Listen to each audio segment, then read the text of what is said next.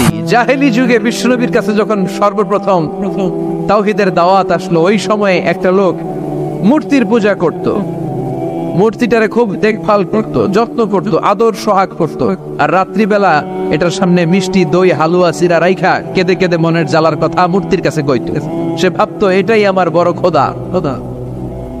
সে কি ভাবতো? এটাই আমার, এটারে বললেই এটাই আমার বিপদ থেকে মুক্তি দিবে, আমাকে পরিত্রাণ দিবে, আমাকে সেভ করবে। এটা এভাবে সে আল্লাহকে বাদ দিয়ে মূর্তির ইবাদত করত, মূর্তিকে খুব যত্ন করত।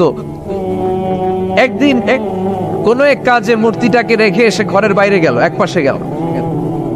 কাজ শেষে এসে দেখে তার এই মূর্তির গায়ে পানি। মূর্তিটাকে দেখতে মনে হচ্ছে যে কে যেন গোসল করায় গেছে, পানি। তো সে ভাবলো যেহেতু আমার খোদার গায়ে পানি, এটা নিশ্চয়ই ভালো পানি হবে। He thought it is the water of mercy and blessings. সে ভাবলো it could be the water of rahmah. এটা মনে হয় রহমতের পানি হবে, যেহেতু খোদার গায়ে পানি। তো রহমতের গায়ে পানি শুকিয়ে যাওয়ার আগে খেয়ে ফেলি, তাহলে সব রহমত ঢুকবে কই? পেটে। When he thought it is the water of rahmah, water of mercy and blessings, he started to suck it with his tongue. সে জিহ্বা দিয়ে চাটতে শুরু করছে, চেটে চেটে সব রহমত নিয়ে নিচ্ছে পেটে।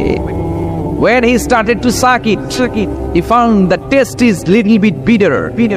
The taste is weird.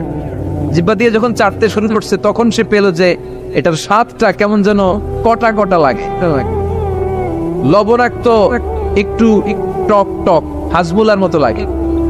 কিসের উপরে? কিরে এরকম লাগে কেন? If it is the water of mercy, it should be sweeter. এটা যদি রহমতের পানি হয়, এটা সুইট হবে, মিষ্টি হবে। টক লাগে কেন? কটা লাগে কেন? ঘটনা কি? খুঁজতে লাগলো ডানে বায়ে, খুঁজতে খুঁজতে দেখে ঘরের পাশে দুইটা খ্যাকশিয়াল। অনেকে এই বর্ণনাটা দিতে যে কুকুরের কথা বলে, কিন্তু হাদিসে এসছে খ্যাকশিয়াল, সাহালাবা, দুইটা খ্যাকশিয়াল। দেখলো যে একটা খ্যাকশিয়াল এখনো পা উঁচু করে রাখছে, মাঝখান থেকে রহমতের পানি এখনো কিছু পড়ছে। Just dropping the water of rahmah. এখনো পড়তেছে টপ টপ, বোঝা যায় না? বোঝা যায়। টনক নড়েছে তার ঘুমন্ত বিবেক এবার জেগেছে।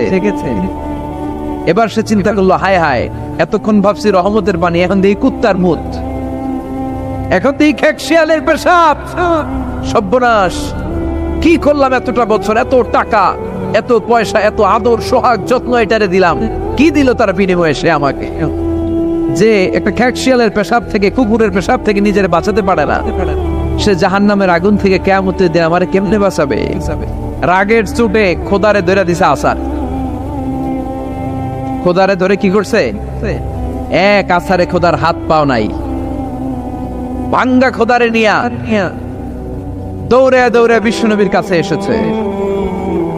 এসে বলল, আব্দুল্লাহর বেটা মোহাম্মদ, এতদিন ভাবছি এটা খোদা, এখন দেখি হুদা। এটার পিছনে ভিড়ছি, এটার কোনো পাওয়ার নাই, সব পাওয়ার আছে একজনের। চিল্লায় বলো, তিনি কে? ঝিনুকের ভেতর লুকিয়ে থাকে যেমন মতি, ঝিনুকের ভেতর লুকিয়ে